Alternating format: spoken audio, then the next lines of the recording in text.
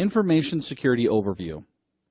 So we're going to start to introduce to you some new concepts, new phrases, new ideas that you need to become familiar with.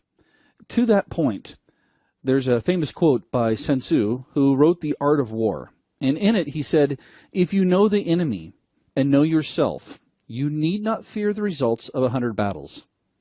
If you know yourself, but not the enemy, for each victory gained you will also suffer defeat. If you know neither the enemy nor yourself, you will succumb in every battle." And this is so true when it comes to protecting ourselves or security and hacking.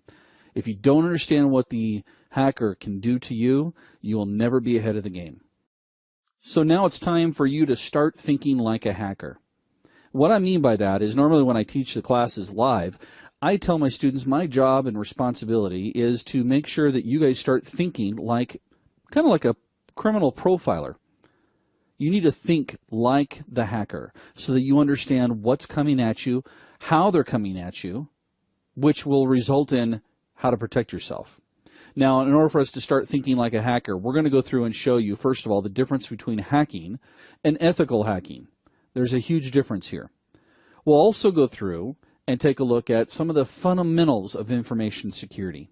Why do we have security in place? What is its purpose?